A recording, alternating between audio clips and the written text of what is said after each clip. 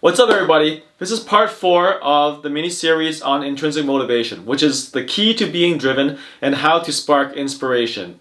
Now, many people have asked me, how do you motivate people? And why is intrinsic motivation important in that? So I'm not going to waste your time by explaining everything that I discussed in the previous 3 videos. So watch it in the cards above and come back to this video. I'm not going anywhere.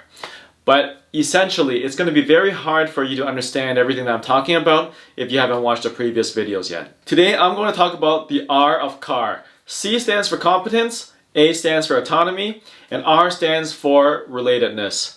Now, relatedness is a sense of feeling connected to others. It's about being part of a community with shared values and a strong sense of belonging. Now, part of my research looks at religion, and religion is very important to understanding human behavior because it is perhaps the first social creation of humankind. Even today, its engagement in the global West is largely voluntary. And so my research looks at the religious participation of youth. And what we found is that whether someone chooses to stay in a community or not largely depends on whether they identify with its values and what the community stands for. However, values and norms and mores, they're all kind of higher level stuff that people talk about. What actually happens on the ground are what we call situations. So situations and engagements that people have in their day-to-day lives and the emotions that result from these engagements. So when we talk about relationships, we're talking about the ongoing relationships that build over time and the positive emotions that build with interaction. So right now, I want you to think of a best friend of yours. And the moment you think of that best friend, you're probably going to have certain emotions that emerge out of you because that best friend has probably left some pretty positive emotions in your train of thought. And essentially, these one-on-one bonds with different members of the community is what builds up a relationship and what allows that community to pursue something. And being part of that community helps you pursue something as well, which is, in essence, your motivation. Now, the science behind this is quite simple. In our brain, there's something called mirror neurons. And mirror neurons are essentially how we read situations. It's basically the empathy circuitry within our brains. So when you're a baby, you essentially look at other people and you copy them, you mimic them. And that's basically your mirror neurons working. When you get older, you actually continue mimicking people and you kind of don't even realize it. So people who are in sync with one another, they actually synchronize in several ways. They synchronize in their speech and how fast they speak, how slow they speak, their volume, their tone of voice. They also synchronize in their body language. So if one person crosses the arm, the other person will most likely cross their arm as well, if they're engaged. If they're not engaged, the other person does not cross their arm, right? Also, if one person yawns, the other person yawns as well. Essentially, that's all our mirror neurons working. And these things happen subconsciously. They're not fully conscious because our decision to cross arms when the other person does so, or our decision to yawn, isn't really a decision. We just kind of do it. However, people who are part of communities don't always feel the same.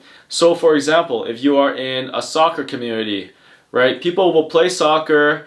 So the satisfaction that a person can draw from being part of a community, it depends on where they are in the community. If they're in the center of the community, they draw the most satisfaction from it because they are the gatekeepers of the community.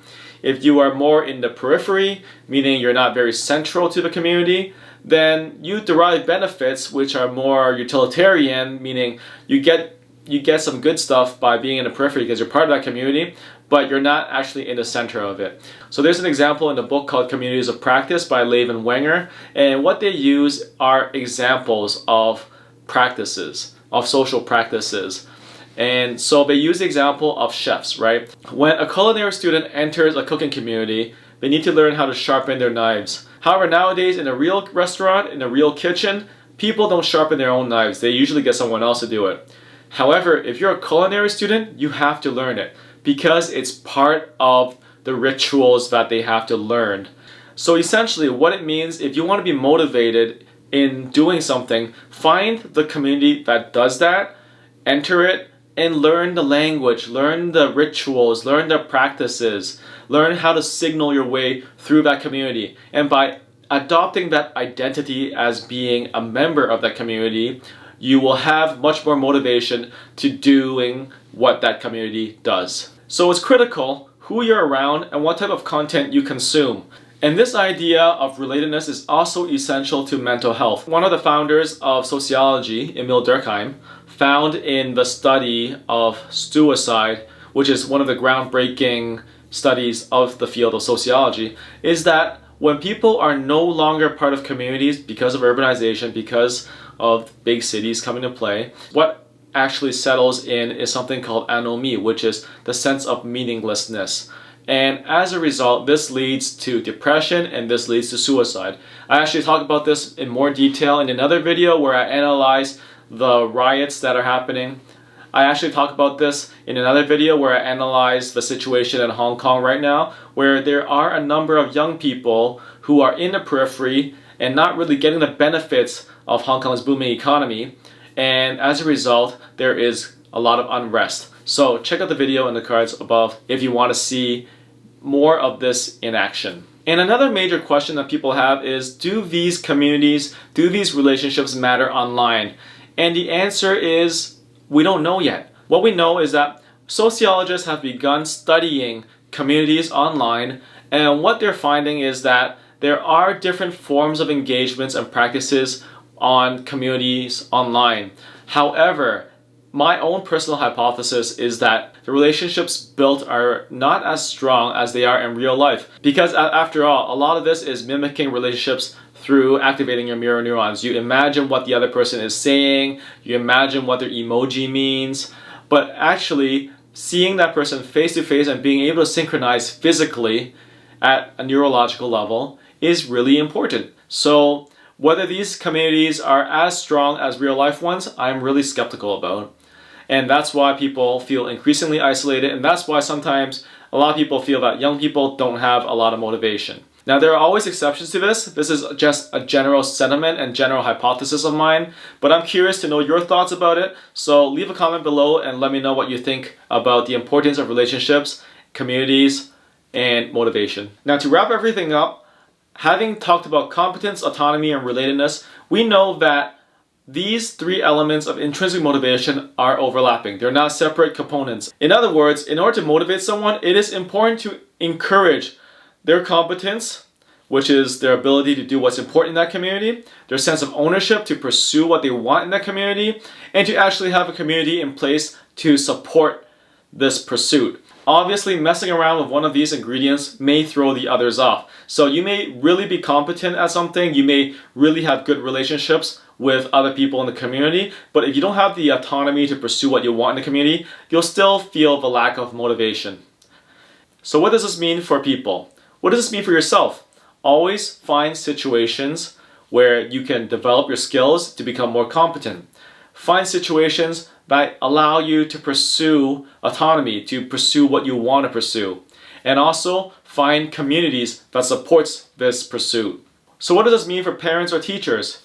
It means encouraging kids to be better at what they do, to allow them to direct their own responsibility and also foster a sense of community. So one of the things that I do at the beginning of a school year with every class is that we discuss what are the rules we want to abide to. And I take contributions from all members of the class, whether they're the students or the assistants or myself, right? So we come up with a list and we write it on somewhere and it's pretty much ratified by everyone. And so whenever these rules are broken, there's at least a sense of autonomy and buy-in that everyone has agreed to these rules and that these rules are best for learning.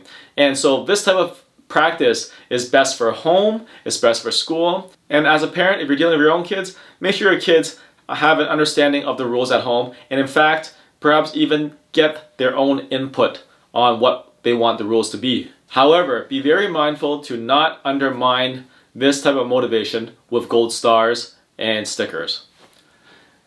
So in the workplace, it means that you should encourage your direct reports to grow in developing skills, to dictate the direction that they want their career to go, and also to grow a community where there are positive situational interactions every day. As leaders, you can splash mission statements or vision statements in front of your team members. You can splash it on your website. You can splash it all over the place. However, if the positive situational interactions do not occur, there will not be a lot of emotional energy driving you towards these missions. So at the end of the day, these mission statements, value statements, they're all higher level stuff that focuses the organization, but it may not necessarily lead to motivation because it's all about the 3 ingredients that I discussed. So this video series has been really research heavy. In fact, if you want more details, you can go to my website and download the white paper and see the research that I have written inside.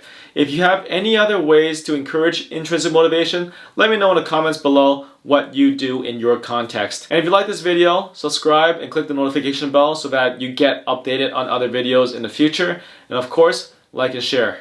Take care, everybody.